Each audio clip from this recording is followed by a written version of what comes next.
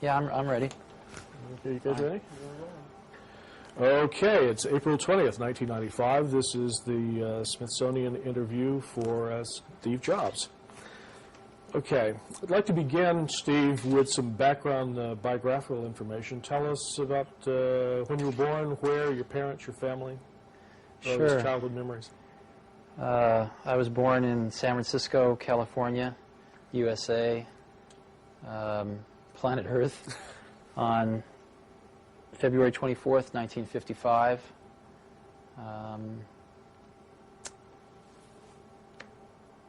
I could go into a lot of details of my youth, but I don't know that anybody would really care about that too much. Well, it might in 300 years, because all this print's going to disintegrate. Tell me a little bit about your parents, your family. What are the earliest things you remember? 55, Eisenhower was still president. Yeah, I don't remember him, but I do remember growing up in the, sort of the very late 50s, early 60s. It was a very interesting time in the United States of America. America was sort of at its pinnacle of post-World War II prosperity, I think, and everything had been fairly straight and narrow, from haircuts to culture in every way, and it was just starting to kind of broaden into the 60s where things were going to start expanding out in new directions. But it hadn't quite gone that way, and everything was still very successful, very young. America was seen very, very young and naive in many ways to me, from my memories of that time. Yeah, so you would have been about 5 or 6 years old when John Kennedy was right. I remember president. John Kennedy being assassinated. I remember the exact moment I heard that he had been shot. Where were you when I was walking across the grass of my schoolyard going home at about 3 in the afternoon, and somebody yelled out that the president had been shot and killed. And I must have been about 7 or 8 years old then, I guess. And I knew exactly what it meant. I also remember very much the Cuban Missile Crisis. I probably didn't sleep for 3 or 4 nights because I was afraid if I went to sleep I wouldn't wake up. And I absolutely, even at, I guess I was about 6, 7 years old. Yeah. Again, I understood exactly what was going on. I think everybody did. And it was really a terror that I will never forget in my life, and probably has never really left. And I think that everyone felt it at that time. Oh, yeah. Those of us who were older, I remember being in high school and making plans of where we'd meet if the country was devastated. It was a strange, strange time.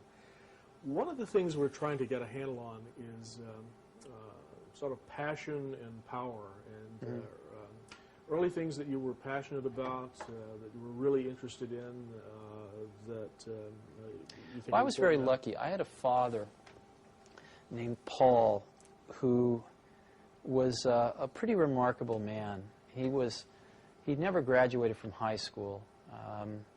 He joined the Coast Guard in World War II and ferried troops around the world for General Patton, I guess. And I think he was always getting into trouble and getting busted down to what's private, I think, is the lowest, right? Yeah. But he was a machinist by trade and worked very hard and was kind of a genius with his hands. And he had a workbench out in the garage where, when I was about 5 or 6, he sectioned off a little piece of it and said, "Steve, this is your workbench now." And he gave me some of his smaller tools, showed me how to use a hammer and a saw and how to build things. And it really was very good for me. He spent a lot of time with me teaching me how to build things, take things apart, put things back together. And one of the things that he touched upon was electronics. He did not have a deep understanding of electronics himself, but he'd encountered electronics a lot in automobiles and other things that he would fix. So he showed me the rudiments of electronics, and I got very interested in that. And then I grew up in Silicon Valley. My parents moved from San Francisco to Mountain View when I was 5. My dad had gotten transferred. And that was right in the heart of Silicon Valley. So there were engineers kind of all around, and Silicon Valley at that time was still orchards for the most part. I mean, it was apricot orchards and prune orchards, and it was really paradise. I remember there not being... I remember almost every day the air being crystal clear, where you could see from one end of the valley to the other. And this was when you were 6, 7, Yeah. 8 years old at Right, this time. exactly. Uh-huh. And it was really the most wonderful place in the world to grow up. And there was a man that moved in down the street, maybe about 6 or 7 houses down the block, who was new in the neighborhood with his wife. And it turned out he was an engineer at Hewlett-Packard, and he was a ham radio operator and really into electronics. And what he did to get to know the kids on the block was a rather strange thing. He put out a carbon microphone and a battery and a speaker on his driveway where you could talk into the microphone and your voice would get amplified on the speaker. It's kind of a strange thing to do when you move into a neighborhood, but that's what he did. This is great. And I, of course, started messing around with this, and I'd always been taught that you needed an amplifier to amplify the voice of a microphone for it to come out of a speaker. Oh, yeah.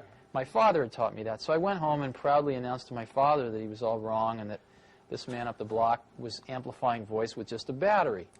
My father told me I didn't know what I was talking about. We got into a very large argument about this, so I dragged him down and showed him this, and he himself was a little befuddled.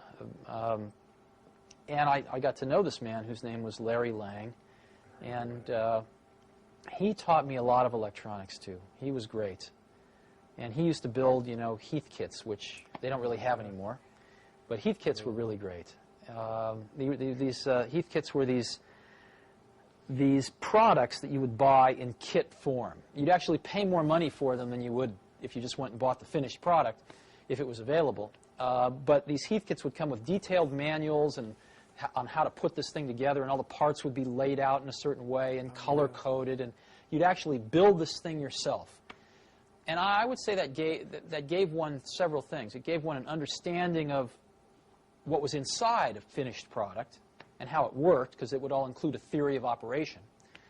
But maybe even more importantly, it gave one the sense that one could build the things that one saw around oneself in the universe. I mean, you see, these things were not mysteries anymore. When you looked at a television set, you would think, well, I haven't built one of those, but I could. There's one of those in the Heathkit catalog, and I built 2 other Heathkits, so I could build a television set. I could build, you know, things became much more clear that they were the results of human creation, not these magical things that just appeared in one's environment and one had no knowledge of their interiors. So it gave one a tremendous degree of self-confidence that through exploration and learning one could understand seemingly very complex things in one's environment. And so, you know, that was my childhood was very fortunate in that way. Yeah, I had a rough time in school. It sounds like you were really lucky to have your dad as both a sort of a mentor and a hero. And I was going to ask you about school.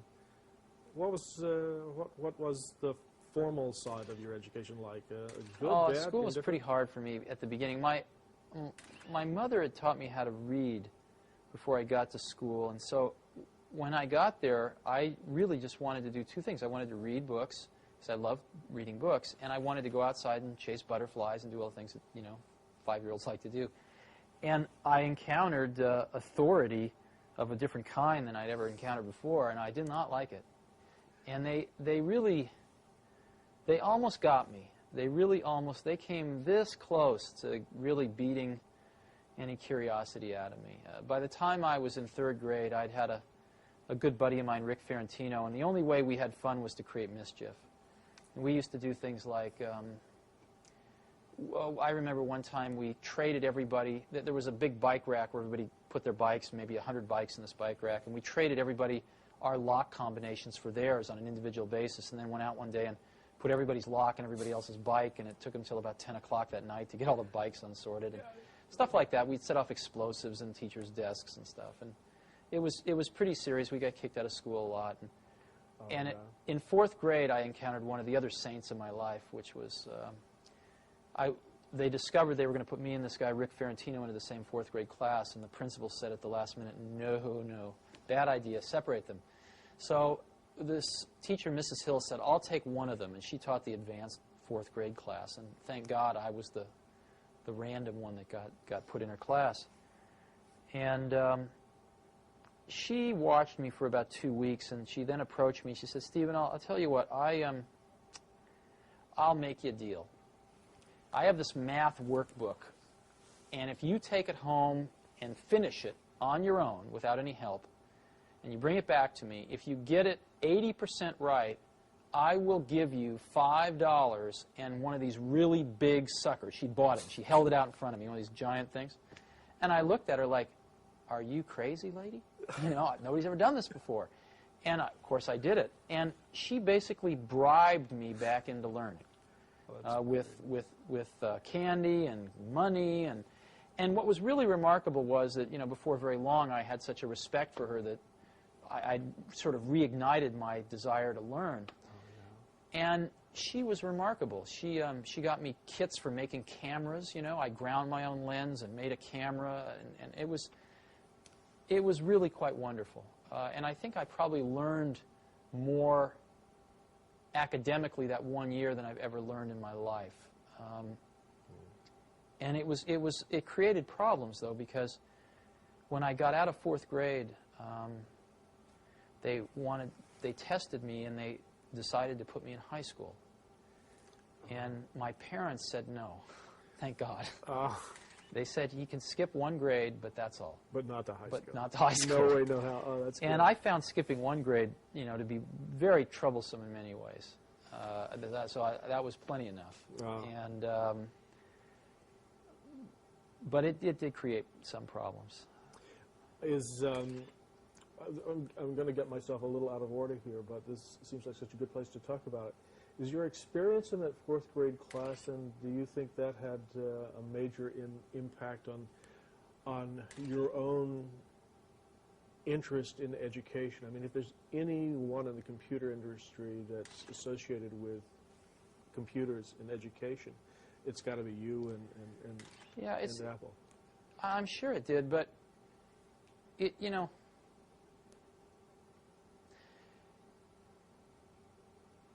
I'm a very big believer in equal opportunity as opposed to equal outcome. I don't believe in equal outcome because, unfortunately, life's not like that, and it'd be a pretty boring place if it was. But I really believe in equal opportunity, and equal opportunity to me, more than anything, means a great education. Probably, you know, the second, maybe even more important is a great family life, but I don't know how to do that. I don't think anybody knows how to do that. But it pains me because we do know how to provide a great education. We really do. If we got our act together, we could make sure that every young child in this country got a great education. And we fall far short of that. And I know from my own education that if I hadn't encountered 2 or 3 individuals that spent extra time with me, I'm sure I would have been in jail. I'm 100% sure if it hadn't have been for Mrs. Hill in 4th grade and a few others, but maybe even especially her, I absolutely would have ended up in jail. Because I could see those tendencies in myself to sort of have a certain energy to do something, and it could have been directed to doing something interesting that other people thought was a good idea, or doing something interesting that other people maybe didn't like so much. Yeah, put you in jail, right? And so, I think when you're young, a little bit of course correction goes a long way. And I think it takes pretty talented people to do that. And I don't know that enough of them get attracted to go into public education. You can't even support a family on what you get paid. On what you get paid. And if you're smart, I sort of feel if somebody's smart enough that you want to turn your kids over to them for the majority of their childhood. I mean, the majority of their waking hours in their childhood are spent not with your parents, but with your teachers. Sure. I'd like the people that are teaching my kids to be good enough that they could get a job at the company I work for making $100,000 a year. Mm-hmm. Well, why should they work at a school for $35,000, $40,000 a year if they could get a job here at $100,000 a year? Absolutely. I mean, that's not is that an intelligence test? I mean, yeah, so exactly. I think we should basically be hiring them and paying them $100,000 a year. But the problem there, of course, is the unions. The unions are the worst thing that ever happened to education, because it's not a meritocracy. Yeah, exactly. It turns into a bureaucracy, which is exactly what's happened. And teachers can't teach, and administrators run the place, and nobody can be fired. It's terrible. Well, some people say that that this new technology may be the networking world, if you will, may be a way to bypass that. Are you optimistic? No, I absolutely don't believe that. And as you pointed out, I've probably helped put more computers in more schools than anybody else in the world, and I'm up until this point in time, and I'm absolutely convinced that that is by no means the most important thing. Now, the most important thing is another person that incites your curiosity, that guides your curiosity, that feeds your curiosity. And machines cannot do that in the same way people can. The elements of discovery are around you. You don't need a computer to know. I mean, you know, here. Why does that fall? You know why? Nobody knows why. Nobody in the entire world knows why that falls. We can describe it pretty accurately, but no one knows why. I don't need a computer to get a kid interested in that, to spend a week playing with gravity and trying to understand it and come up with reasons why. But you do need a person. You do need a person. And so, especially with computers the way they are now, computers are very reactive. But they are not proactive. They are not agents, if you will. And they are very reactive. So what children need is something much more proactive. And they need a guide. They don't need an assistant. And I think we have the material to solve this problem in the world. It's just being deployed in other places. And I've been very strong believer that what we need to do in education is go to the full voucher system. I know this isn't what you care about, but this is what I care about a great deal. Well, and this is exactly what we care about. Okay, great. This was believe it or not, this was at the end, and we're one of the things that I feel is that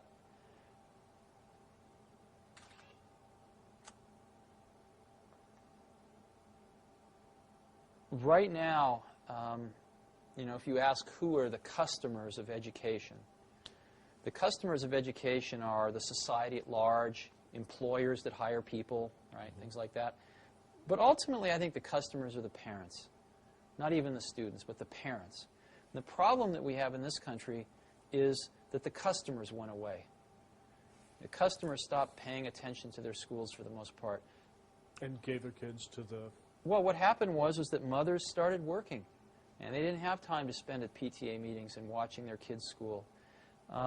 Schools became much more institutionalized. And parents spent less and less and less time involved in their kids' education.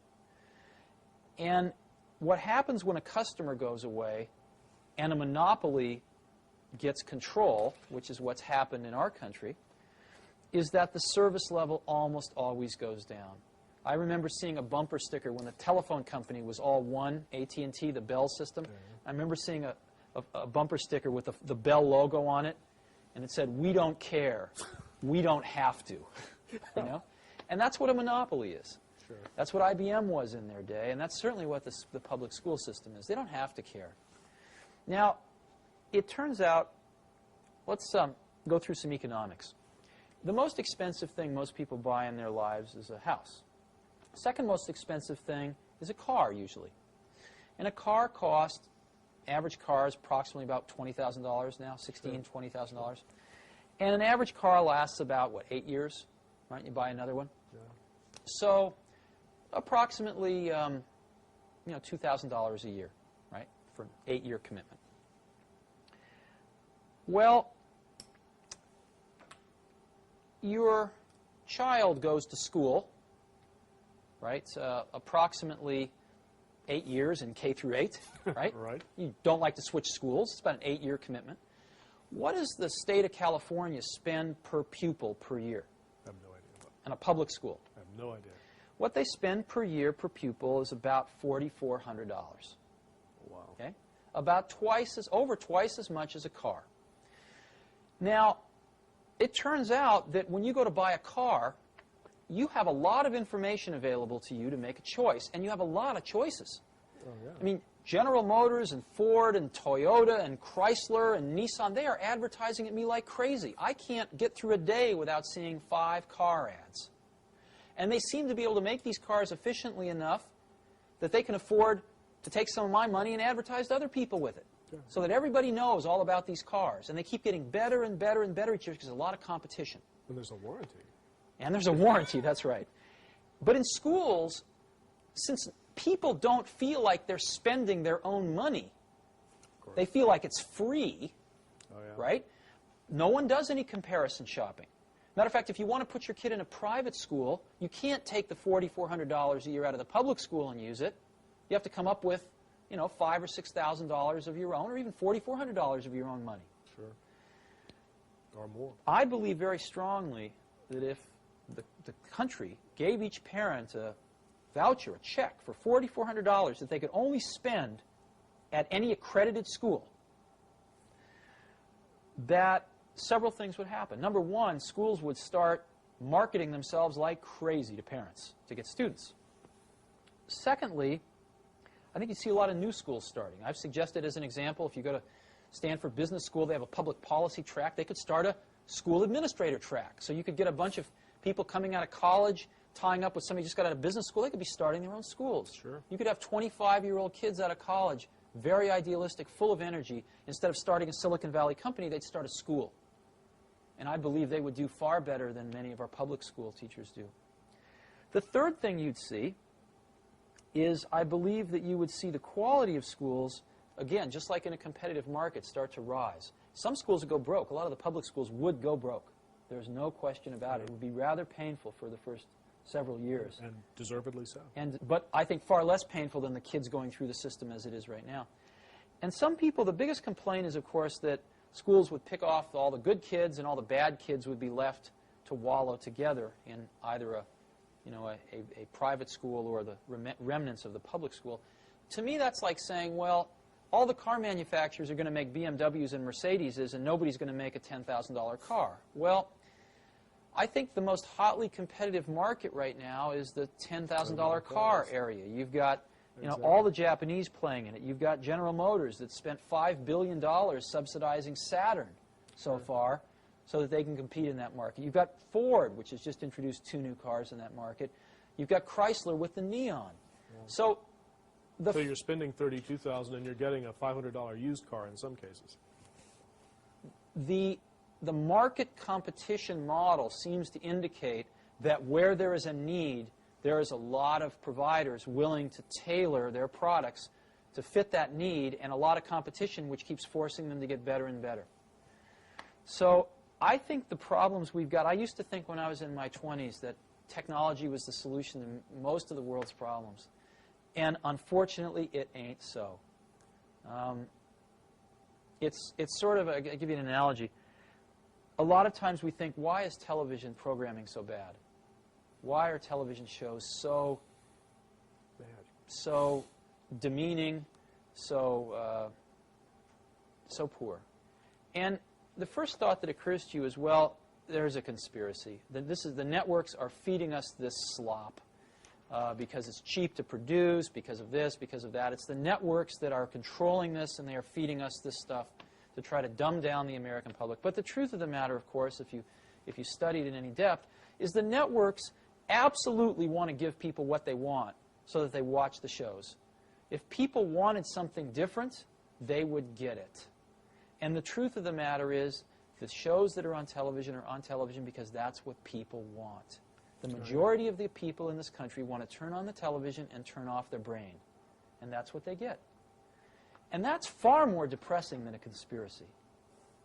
Conspiracies are much more fun than the truth of the matter, which is that a vast majority of the American public are pretty mindless most of the time. I think the school situation is equally, there's a parallel here when it comes to technology. It is so much more hopeful to think that technology can solve the problems that are really more human and more organizational and more political in nature. And it ain't so. we need to attack these things at the root, which is people, and how much freedom we give people, the competition that will attract the best people. Unfortunately, the side effect of pushing out a lot of 46-year-old teachers that lost their spirit, 15 years ago and shouldn't be teaching right now. So I think I feel very strongly about this. And I wish it was as simple as giving every kid a computer, but it won't work. Yeah, and I'm really glad we had a chance to talk about it up front. Sure. I'm going to change the tape sure. and go back. I'm sorry? I'm sure the NEA will grab.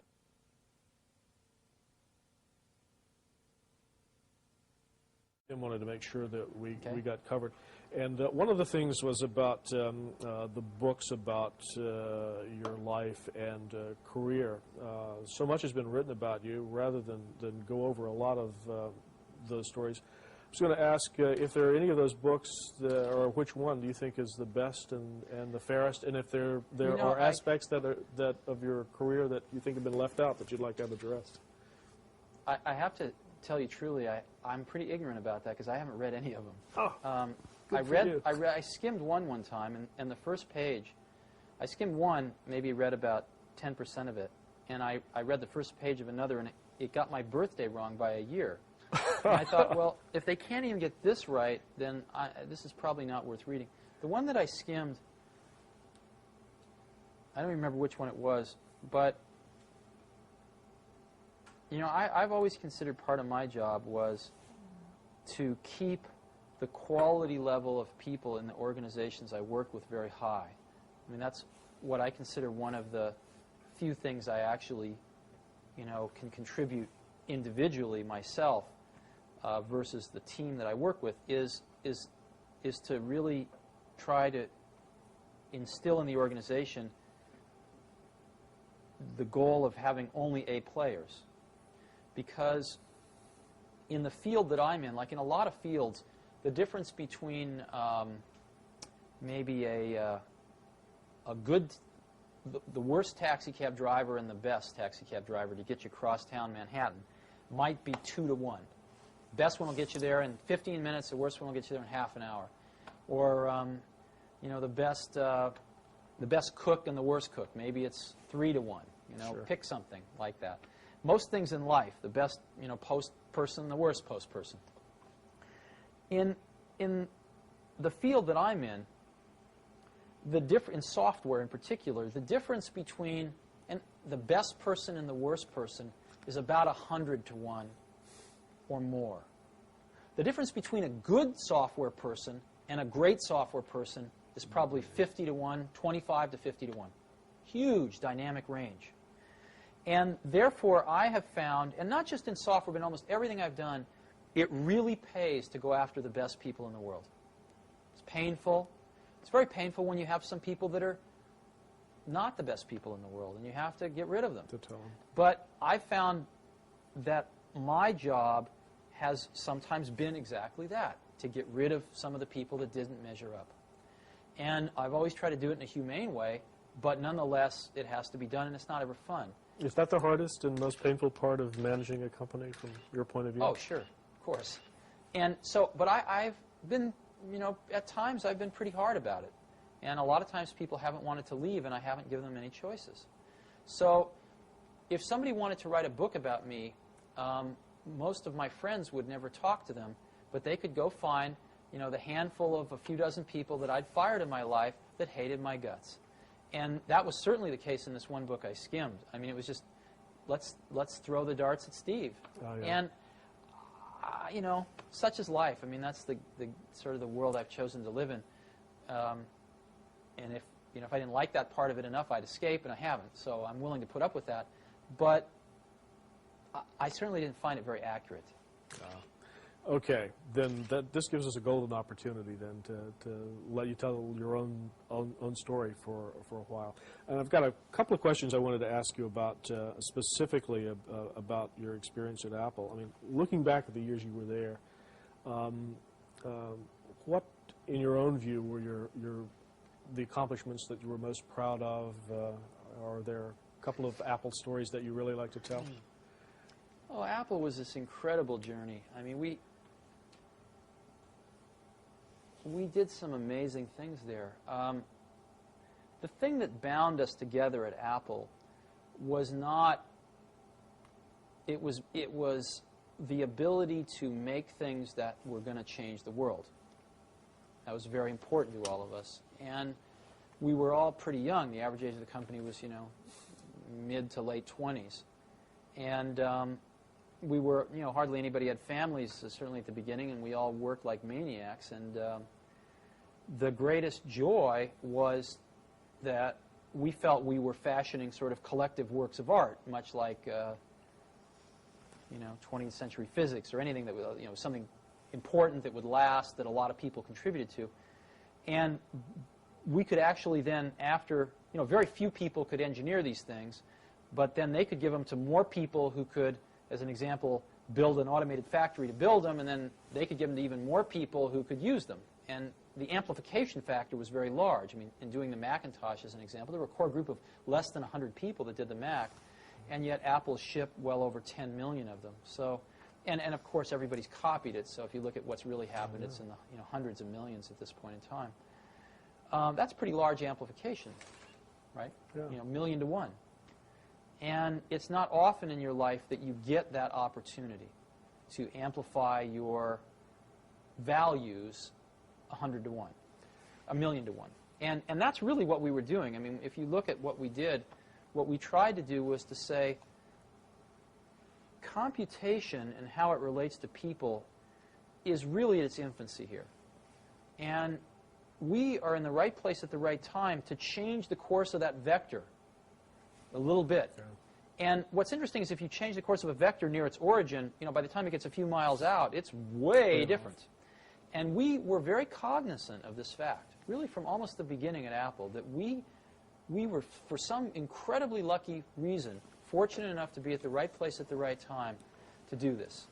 And so the contributions that we tried to make embodied values that were not only of technical excellence and innovation, which I think we did certainly our share of, but innovation in a more humanistic way. The things I'm most proud about of Apple are where those two things came together, as an example, in publishing. The Macintosh basically revolutionized publishing and printing. And it was because of that typographic artistry coupled with the technical understanding and excellence to implement that electronically, those two things coming together. Things coming together where people didn't have to understand arcane computer commands to use the computer. So it was a combination of those two things that I am the most proud of. And it happened on the Apple II, and it happened on the Lisa, although there were other problems with the Lisa that caused it to be a market failure. And then it happened again big time with the Macintosh. You used an interesting word when you were describing what you were doing. You were talking about art, not engineering, That's and correct. not science. You want to talk about that for a minute? Sure. I believe that the distinction between we generally use the word artist to mean visual artist of some sort.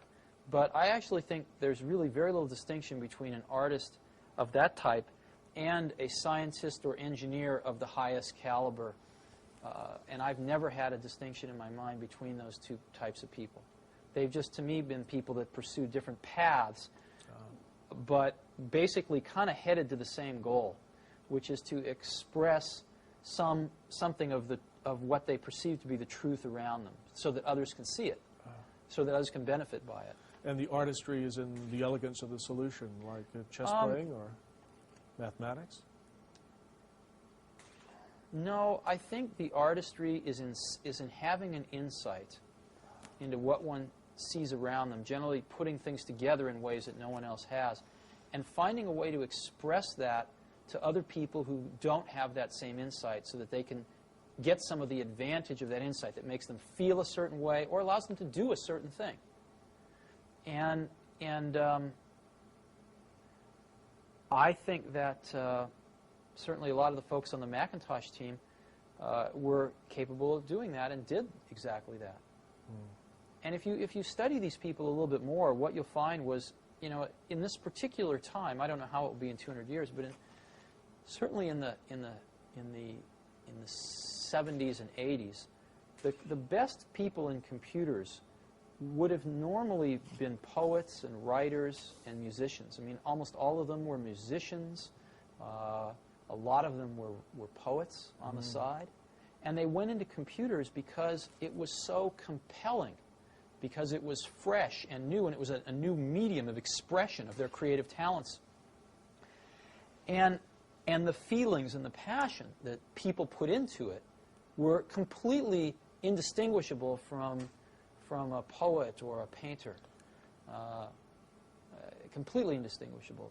And I think there was a tremendous amount of, a lot of the people also were fairly shy people, or maybe fairly inward people, who put a lot of their expression about how they felt about other people or the rest of humanity in general into their work that other people would use. A lot of people put a lot of love into these products and a lot of expression of their appreciation into these things. It's hard to explain. No, it's passion in the truest sense of the word. So it's, and I don't think this is becoming less true, unfortunately. The computer industry is at a very critical juncture where those people are clearly leaving the field now. What are they doing? Well, where are they going? Hard to say. They're not being attracted by something else. They're being driven out of the computer business. And they're being driven out of the computer business because the computer business is becoming a monopoly with Microsoft.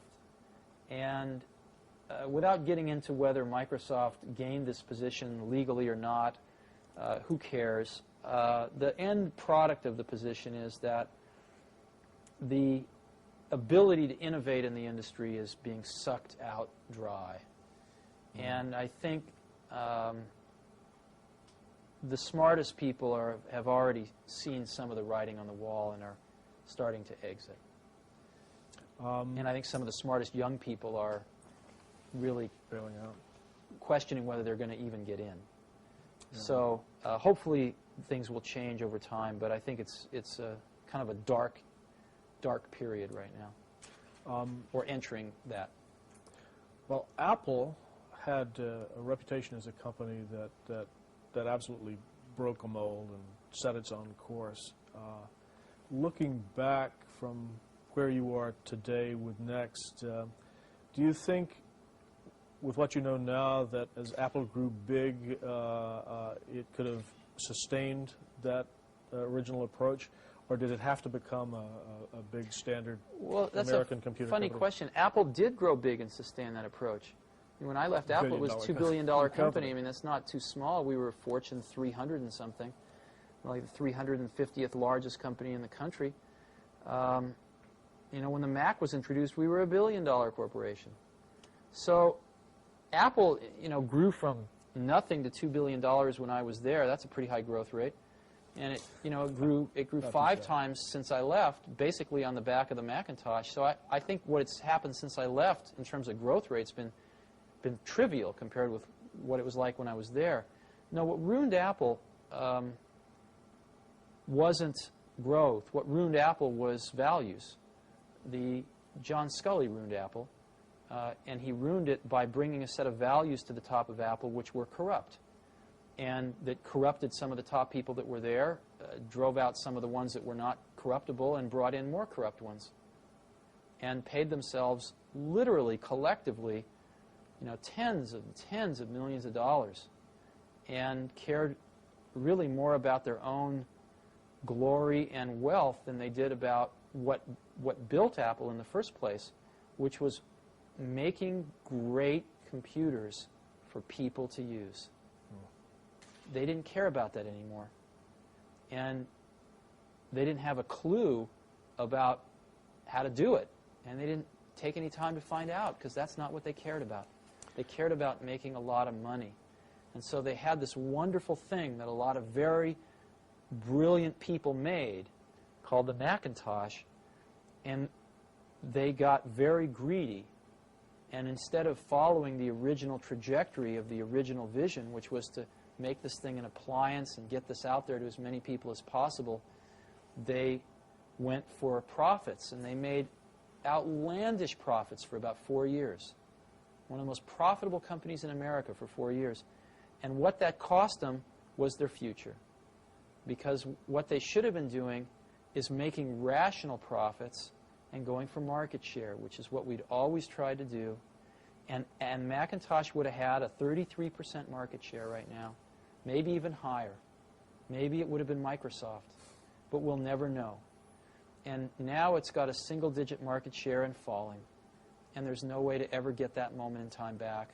And the Macintosh will die in another few years.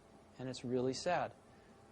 And the problem is that the recipe for how to create the next Macintosh, no one at Apple has a clue, because no one running any part of Apple was there when the Macintosh was made, or any other product at Apple. They've just been living off that one thing now for over a decade. And the last attempt was the Newton, and you know what happened to that. So it's kind of tragic, but as unemotionally as I can be, that's what's happening. And unless somebody pulls a rabbit out of a hat, you know, these things, companies tend to have long glide slopes because of the installed bases. Sure. But Apple's just gliding down this glide slope, and they're losing market share every year. And things start to spiral once you get under a certain threshold. Developers no longer write applications for your computer, so you know, then it really starts to spiral down. Sure. Well, this obviously, I mean, there's obviously still a lot of emotional attachment to. Oh, sure. To Apple. I want Apple to live forever and keep shipping great products forever. And I mean, Apple could have been Apple was for a while like a Sony. It was the place that made the coolest stuff. Is there a user of Apple or oh, sure. or a story that you could tell that in your mind exemplifies what the company stood for and its values at its best? Sort of you know, what customers were using the Apple products when you were there? There were two kinds of customers. I mean, basically, Apple was sort of, there was the educational aspects of Apple, and then there was sort of the non-educational. On the non-educational side, you know, Apple was two things. One, it was the first lifestyle computers. I mean, Macintosh was the first lifestyle computer.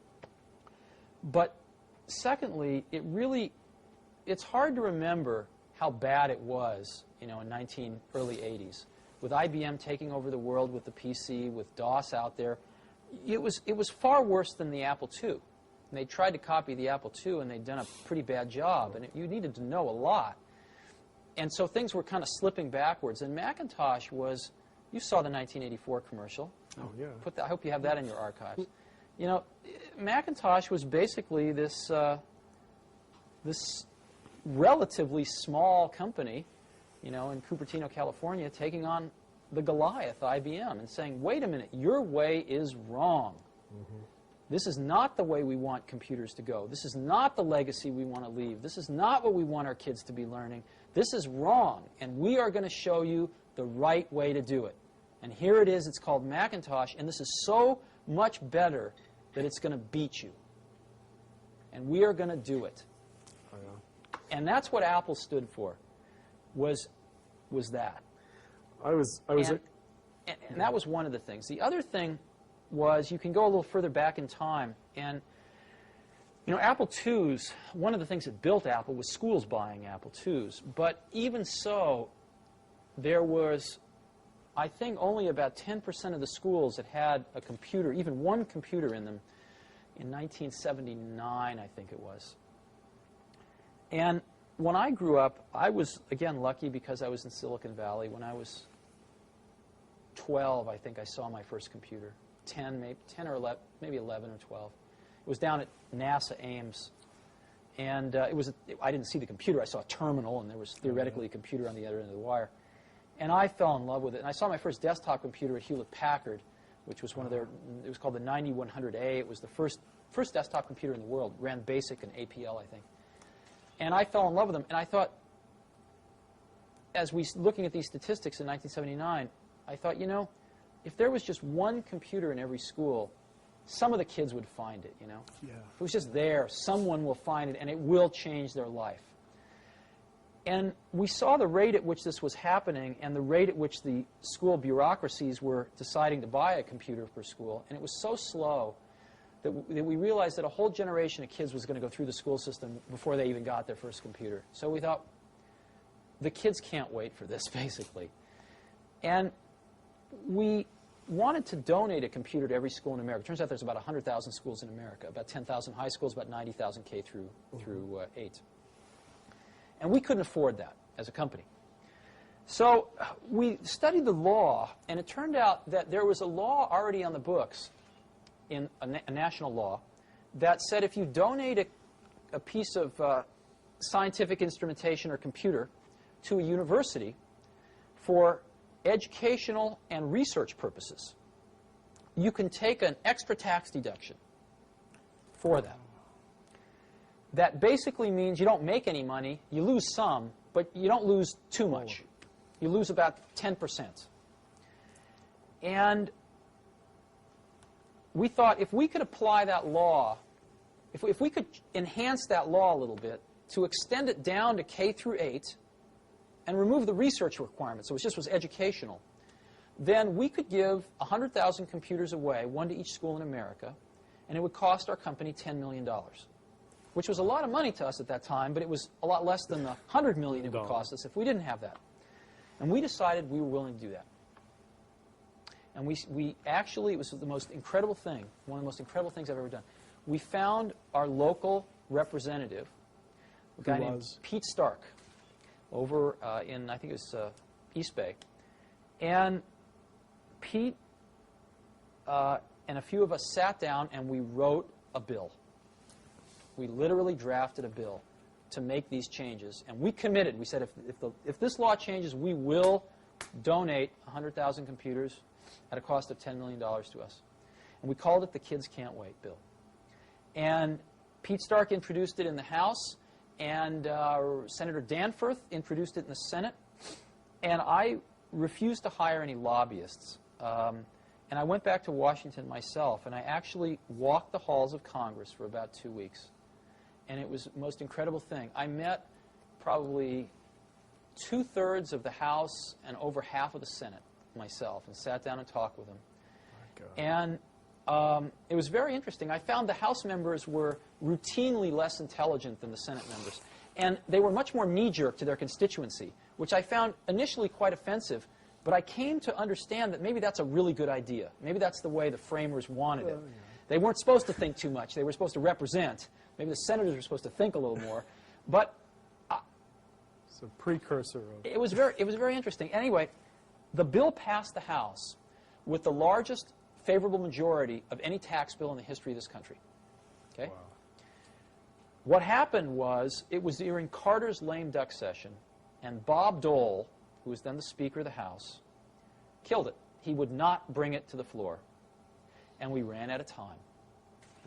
And so we would have had to have started the entire process over the next year. And I gave up. I said, this is crazy. However, fortunately, something unique happened. California thought this was such a good idea that they came to us and they said, you don't have to do a thing. We're going to pass a bill that says, since you operate in the state of California, pay California tax, we're going to pass this bill that says if the federal bill doesn't pass, then you get the tax break in California. You can do it in California, which there are 10,000 schools. So we did. Wow. We gave away 10,000 computers in the state of California. We got a whole bunch of the software companies, gave away a bunch of software. We trained teachers for free, and we monitored this thing over the next few years. It was phenomenal. It was really phenomenal. And one of my great experiences, but also one of my biggest regrets, was that we really tried to do this on the national level and got so close. Great stuff. And I don't think Bob Dole even knew what he was doing, but he really, unfortunately, screwed up here. Yeah. Major. Oh, that's a great story. That's a great but story. that was also part of what Apple was about. Now, on the business side, I was at the Washington Post when the Macintosh was introduced, Right. and the Washington Post was an IBM Big Blue shop, Right. and nobody was going to play with it. That's right. And the Macintosh infiltrated the Post. There was almost a guerrilla movement. And Right. it started with ad artists, and now the whole front end of the newspaper is being done on Macintosh Right. Apple machines. On the business side, was that fairly common? This Oh, sure. guerrilla Sure. cult movement on the Yeah, business see, side? we had no concept of how to sell to corporate America because none of us had ever come from there. I mean, it was like another planet to us. I mean, unfortunately, I've had to learn all that stuff now. And if I'd only known then what I know now, we could have done a lot better. But didn't know that stuff and didn't have any people that did. So our attempts to sell to corporate America were just bungled. And we ended up just selling to people that sort of were buying a product for its merit, not because of the company it came from. I mean, everybody was very hooked on Big Blue back then. Oh, yeah. And they bought IBM mindlessly, that famous phrase, you never get fired for buying IBM. True. But we, fortunately, were able to change a lot of that. And Apple, as you know, even I believe today, is a bigger supplier of personal computers than IBM. Great stories. Tell me about Next. What motivated you to establish Next, and what were the goals that you set out to accomplish when you set up this new company? Oh, that's complicated. We basically wanted to keep doing what we were doing at Apple, keep innovating, and we didn't see that was going to happen. And we made a mistake, which was to try to follow the same metaphor that we did at Apple, to make the whole widget. And the market was changing. The industry was changing. The scale was changing. And in the end, we knew we would sort of be the last company that made it or the first that didn't. You know, we were right on that edge. And we thought we'd be the last one that really made it, but we were wrong. We were the first one that didn't make it. And I think pretty much put an end to the companies that have ever tried to do that. And we certainly made our fair share of mistakes, but in the end, I think we should have took a little longer and realized that the world was changing and just go on to be a software company right off the bat. Right off the bat. But the machine got great reviews. Well, the machine was the best machine in the world. I mean, listen, believe it or not, they're selling on the used market today for, in some cases, more than we sold them for originally. They're hard to find even today, and we haven't even made them for, 2 years, 2.5 years. What are the features that people, are there features on the old Next machine, old, it's not that old, that are still missing from computers today? Or? Oh, sure. What? Tell us about it. Well, first of all, it was a totally plug-and-play machine. Right? Except for Macintosh, that's hard to find. It was an extremely powerful machine, way beyond the Macintosh. So it sort of combined the power of the workstations with this plug-and-playness of the Mac, which is quite nice. Second of all, the machine had sort of a fit and finish that you don't find today. Beautiful. No, I don't just mean in packaging. I mean in sort of operation. Simple things to complex things. Simple things like soft power on and off. I mean, trivial little thing, but as you know, one of the biggest reasons people lose information in computers is they turn them off at the wrong time. And when you get into a multitasking network system, that can happen. That can even have much more severe consequences. So, we were the first people to ever do that, still some of the only people to do that, where you push a button and you tell the computer, you request the computer to turn off, it figures out what it needs to do to shut down gracefully and then turns itself off. Of course, the Next computer was the first computer with built-in, high-quality sound, CD-quality sound, and most people do that now, which is great. It took them a long time, but most people do that now. Just ahead of its time. Yeah, just ahead of its time. But change the tape. I need. Ready to roll? Tell me about the Next Step software. What makes it different? What trends does it respond to? That's the real gem. I'll tell you an interesting story. When I was at Apple, a few of my acquaintances said, you really need to go over to Xerox PARC, which was Palo Alto Research Center, PARC, and see what they've got going over there. Now, they didn't usually let too many people in, but I was able to get in there and see what they were doing, and I saw their early computer called the Alto, which was a phenomenal computer. And they actually showed me 3 things there that they had working in 1976. I saw them in 1979. That took really until a few years ago for us to fully recreate, for the industry to fully recreate, in this case with NextStep. However, I didn't see those 3 things. I only saw the first one, which was so incredible to me that it saturated me, it blinded me to see the other 2. And it took me years to sort of recreate them or rediscover them and incorporate them back into the model. But they were very far ahead in their thinking. They didn't have it right. I mean, the stuff they had done was not really right, but it was the germ of the idea of all 3 things was there. And the 3 things were graphical user interfaces, object-oriented computing, and networking. Let me go through those. Graphical user interfaces. The Alto had the world's first graphical user interface. It had windows. It had a crude menu system. It had crude panels and stuff. It didn't work right, but it basically was all there. Objects. They had Smalltalk running. The world's first, or not the first, but really basically the first object-oriented language. Simula was sort of the first, but Smalltalk was the first official object-oriented language. Third, networking. They invented Ethernet there, as you know, and they had about 200 Altos with servers hooked up in a local area network there, doing email and everything else over the network, all in 1979. I was so blown away with the potential of the germ of that graphical user interface stuff I saw that I didn't even assimilate or even stick around to investigate fully the other 2. What NextStep was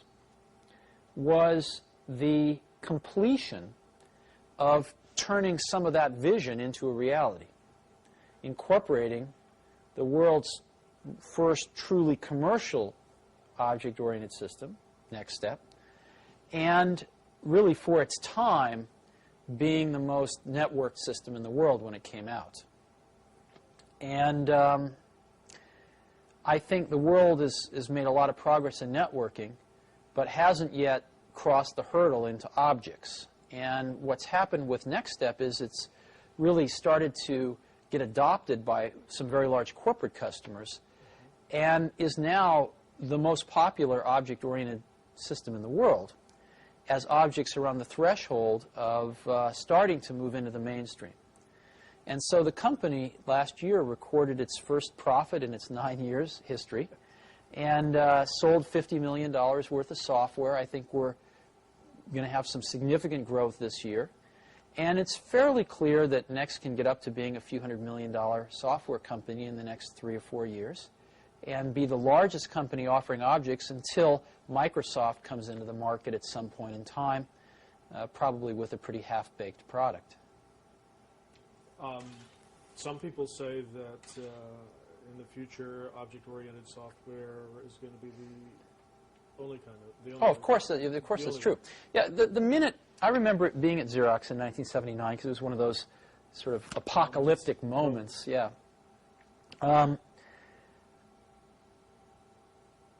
I remember within 10 minutes of seeing the graphical user interface stuff, just knowing that every computer will work this way someday. I mean, it's so obvious once you saw it. It didn't require tremendous intellect. You just looked at it. Of course, every computer is going to work this way. This is so clear. The minute you understand objects, it's exactly the same feeling. All software will be written using object-oriented technology someday. You can argue about how long it's going to take, i.e. when. You can argue about who the winners and losers are going to be, but I don't think a rational person can argue about its inevitability. Give me your thoughts on the current status and the future of the Internet and the commercial online services and how they're affecting computer development. The Internet and the World Wide Web, because they've become one thing now, are clearly the most exciting thing going on in computing today. And they're exciting for 3 or 4 reasons. Number one, ultimately computers are turning into communications devices. I mean, ultimately we're spending more and more of the cycles of the computer to not only make it easy to use, but to make it easy to communicate. And the web is the missing piece of the puzzle, which really is going to power that vision much further forward. So it's very exciting in that way. Secondly, it's very exciting because it is going to destroy vast layers of our economy. And it is going to make available a presence in the marketplace for very small companies that is equal to very large companies. Let me give you an example. A small 3-person company in Phoenix, Arizona can have a web server that looks identical, if not better, than IBM's or than the Gaps or than anybody else, any large company. And they can gain access to this electronic distribution channel for free. They don't have to build buildings. They don't have to go sign up 1,000 distributors and have people to call on them, et cetera, et cetera. In essence, direct distribution from the manufacturer to the customer via the Internet, via the web, the direct contact, direct transactions, and then distribution via UPS or Federal Express, that's going to be cheaper than going through all these middlemen or building hundreds of stores around the country. It is going to radically change the way goods and services are discovered, sold, and delivered, not only in this country, but eventually in the world. And as you know, electrons travel at the speed of light, and so it tends to bring the world much closer together in terms of providers and customers. That's very exciting. The leveling of big and small, the leveling of close, near, and distant. The third reason it's very exciting is because Microsoft doesn't own it, and I don't think they can. I think it's the one thing in the industry that Microsoft probably could never own. And I think one of the things that's essential is that the government continue to fund the Internet as a public trust, as a public facility, and remove any of these ridiculous notions of privatizing it that have been brought up. I don't think they're going to fly, thankfully. The Internet costs the U.S. government about $50 to $75 million a year. This is peanuts for what it's doing right now. And even if that cost someday escalated to, $500 million a year, which of course you could build the whole Internet each year for that from scratch if you had to. You could replace all the equipment, etc. That would be an extraordinarily small price to pay for keeping it from getting into the hands of any one company, and thereby starting to destroy or control the innovation that could take place around the Internet. It's the one last bright spot of hope in the computer industry for some serious innovation to happen at a rapid pace. And what's also great about it is, again, the U.S. is in the forefront here. Sure. That's what's great about the whole personal computer and software industry, but this is another example of where the U.S. is in the forefront. I think it should be kept open. It should be kept free. Yeah.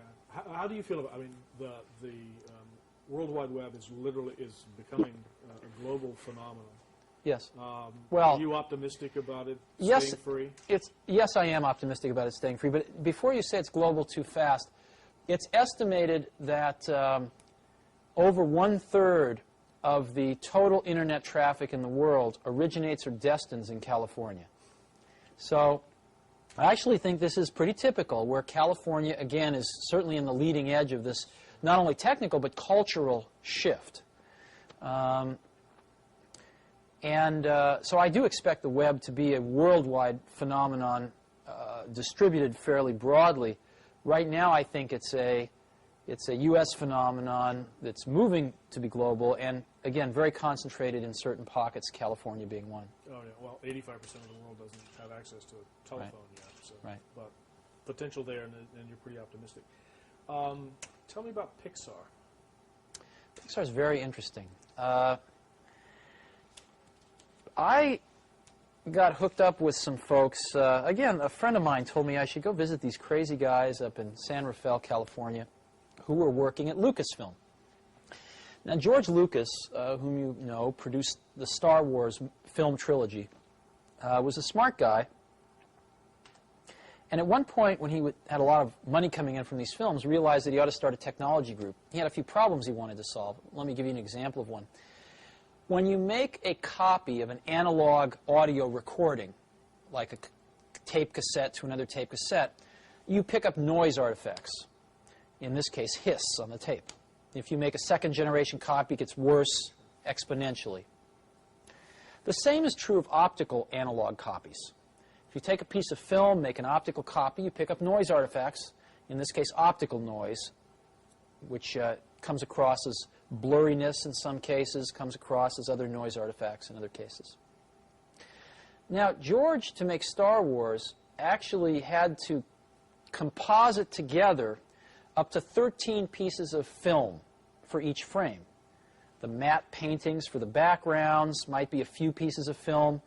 The models might be a few pieces of film. The live action might be a few pieces of film. Some special effects might be a few pieces of film. And every time he'd make a copy to composite two together, then add a third, then add a fourth, he was adding noise artifacts in each generation. And if you go buy a Laserdisc of any of the Star Wars movies and you stop it on some of the frames, they are really grungy, incredibly noisy, very bad quality. George, being the perfectionist he was, who figured out how to do this at all, said, I'd like to do it perfectly. I'd like to do it digitally, and nobody had ever done that before. So he hired some very smart people, and they figured out how to do it for him, digitally with no noise artifacts. Software, and they actually built some specialized hardware at the time. George, at some point, decided that this was costing him several $1 million a year and decided he didn't want to fund it anymore. So I bought this group from George Lucas, and I incorporated it as Pixar, and we set about basically revolutionizing high-end computer graphics. If you look at the 10 most important revolutions in high-end computer graphics, in the last 10 years, 8 of them have come out of Pixar. All of the software that was used to make Terminator, as an example, to actually construct the images you saw on the screen, or Jurassic Park with all the dinosaurs, was Pixar software.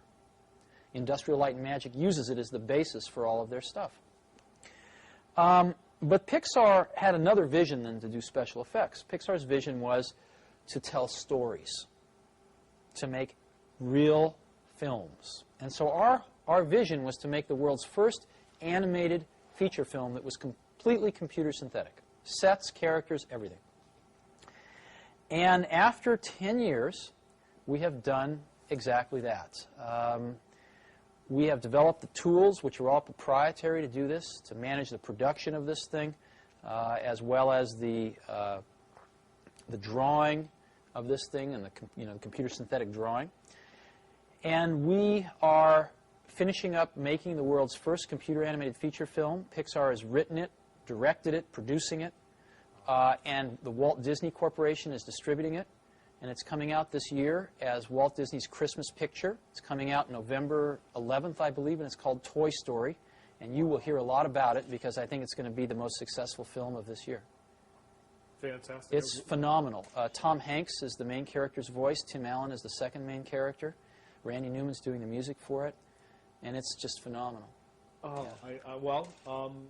Since this is going to be embargoed for a while, can you tell me a little bit about the story? Or?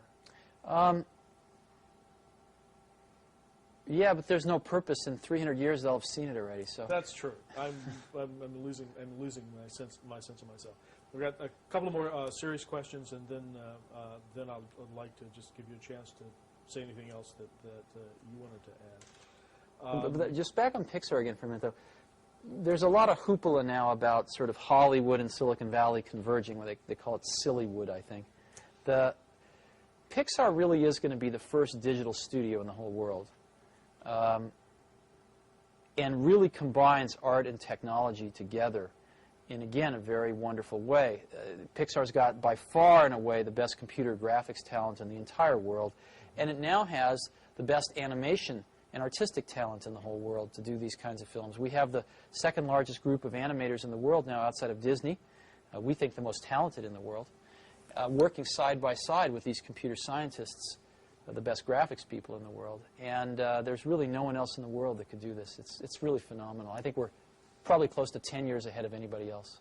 Sounds really exciting. Well, the question I was going to ask, and you partially answered it, was about startup companies. As I look around the facility here and in your literature, there are alliances written all over the walls. I mean, literally, Sun, Sure. Art. I mean, you're aligned with the Hewlett-Packard and Sun and Oracle and Digital and all the systems integrators. Communications companies and information technology companies are merging and becoming one. Do you think that it will ever be possible for a new major startup company to develop if they're going to focus on major applications or software ever again? Will there ever be another? Yeah, I think yes. Intellectually, sometimes one would say in despair no, but I think yes. And the reason is because it's not, technology keeps on advancing, so there are opportunities, but the thing that makes it possible is that human minds settle into fixed ways of looking at the world. And that's always been true, and it's probably always going to be true. And I think, I've always felt that death is the greatest invention of life. I'm sure that life evolved without death at first, and found that without death, life didn't work very well, because it didn't make room for the young who didn't know how the world was 50 years ago, who didn't know how the world was 20 years ago, but who saw it as it is today without any preconceptions, and saw and dreamed how it could be based on that, who were not satisfied based on the accomplishments of the last 30 years, but who were dissatisfied because the current state didn't live up to their ideals. Without death, there would be very little progress. And so one of the things that happens in organizations as well as in people is they settle into ways of looking at the world and become satisfied with those. And the world changes and keeps evolving, and new potential arises, but these people that are settled in don't see it. And that's what gives startup companies their greatest advantage, is the sedentary point of view of large companies.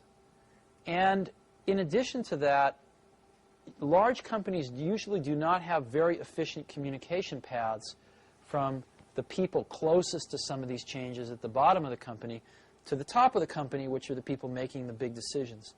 And so by the time, there may be people at the lower levels of these companies that see these changes coming, but by the time the word ripples up to the highest levels where they can do something about it, sometimes 10 years passes. And even in the case where part of the company does the right thing, at the lower levels, usually the upper levels screw it up somehow. I mean, IBM in the personal computer business was a good example of that. So I think as long as humans don't solve this human nature trait of sort of settling in to a world view after a while, there will always be opportunity for young companies as well as young people to innovate, as it should be. And that was going to be my closing question before I gave you a chance to just sort of free associate on your own. And that is to talk to young people who sort of look to you as a role model.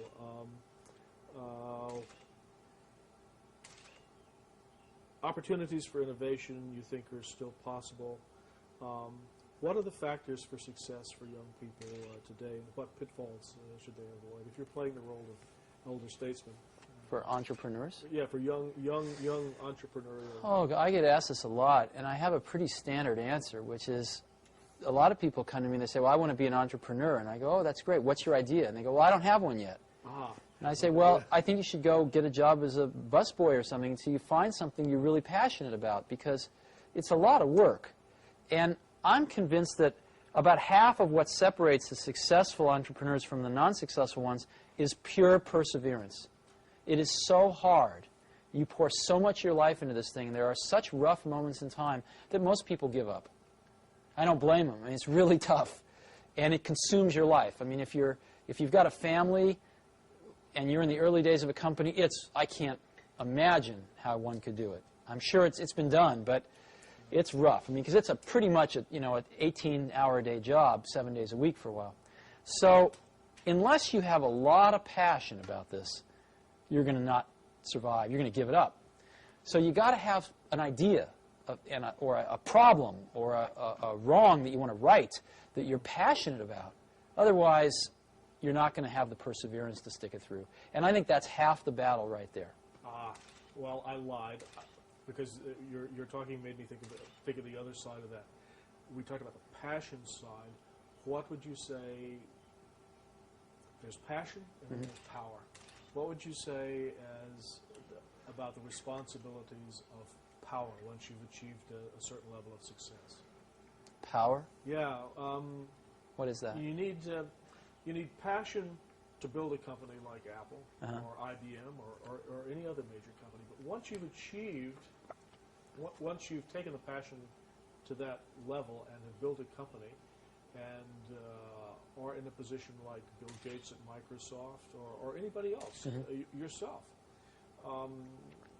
what are the responsibilities of those who have succeeded and have economic power, social power? I mean, you've changed the world.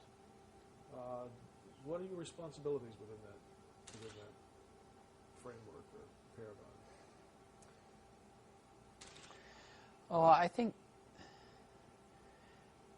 I mean, that question can be taken on many levels. Obviously, if you're running a company, you have responsibilities. But as an individual, I don't think you have responsibilities. I think the work speaks for itself. And I don't think that people have special responsibilities just because they've done something that other people, like or don't like or what have you. I think the work speaks for itself. I think people can choose to do things if they want to. But, I mean, we're all going to be dead soon. That's my point of view. Somebody once told me, they said, live each day as if it will be your last, and one day you'll certainly be right. And I do that. And I really, you never know when you're going to go. But you are going to go pretty soon. And if you're going to leave anything behind, it's going to be, your kids, a few friends, and your work, right? So that's what I tend to worry about. I don't tend to think about responsibility. Matter of fact, I tend to like to, on occasion, pretend I don't have any responsibilities. And I try to remember the last day when I didn't have anything to do and I had nothing to do the following day that I had to do. I had no responsibilities, and it was, decades ago. So I have to pretend when I want to feel that way. So I don't think in those terms. I think you have a responsibility to do really good stuff and get it out there for people to use and let them build on the shoulders of it and keep making better stuff. So the responsibilities to yourself and to your own standards and... Well, in our business, one person can't do anything anymore, but you create a team of people around you, and you have a responsibility of integrity of the work to that team. Everybody does, and you try to turn out the best work you can. Any final comments or thoughts, either for the record or off the record?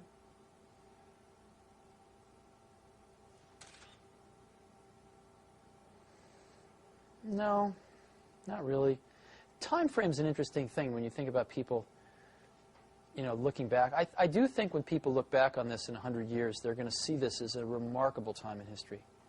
It's incredibly, and especially this area, believe it or not. I mean, I think when you look at the innovation that's come out of this area, just this Bay Area, Silicon Valley and the whole San Francisco, Berkeley Bay Area, you've got the invention of the integrated circuit, the invention of the microprocessor, the invention of semiconductor memory, right? Certainly the invention of the modern hard disk drive, the invention of the floppy disk drive. The invention of the modern floppy disk drive. Those were invented at IBM, the hard disk and the floppy disk. But the commercialization of those things. The invention of the personal computer. The invention of genetic engineering. The invention of object-oriented technology. The invention of graphical user interfaces at PARC, followed by Apple. The invention of networking. All that happened in this Bay Area. Isn't that incredible? Yeah. Why do you think it happened? Why here? Why here? This place, this 2 or 3 reasons. This place is a remarkable place, actually. I mean, you have to go back a little bit in history. I mean, this is where the beatnik era happened, San Francisco. It was a pretty interesting thing. This is where the hippie movement happened. This is the only place in America where rock and roll really happened, right? It's all the bands. I mean, most of the bands in this country, outside of Bob Dylan in the 60s, I mean, they all came out of here. Everything from Joan Baez to, Jefferson Airplane to the Grateful Dead. I mean, everything came out of here. Janis Joplin, Jimi Hendrix. Everybody. Why is that? That's a little strange when you think about it. And then you've also had Stanford and Berkeley, 2 awesome universities, drawing smart people from all over the world and depositing them in this clean, sunny, nice place where there's a whole bunch of other smart people and pretty good food, right? And, at times a lot of drugs and a lot of fun things to do. So they stayed. And so there's a lot of human capital pouring in here, right? A lot of human capital. Really smart people. The average, people seem pretty bright here relative to the rest of the country, and people seem pretty open-minded here relative to the rest of the country. And I think it's just a very unique place. And I think it's got the track record to prove it. So that tends to attract more people, too. And I give a lot of credit to the universities. Probably the most credit of anything to Stanford and Berkeley, UC Cal. Yeah. That's great. Thanks. Well, I cannot tell you how much we appreciate this. Sure, I hope it's helpful. Oh, and it will be. We'll give you a copy of this. And one. Well, I just did David Packard yesterday, and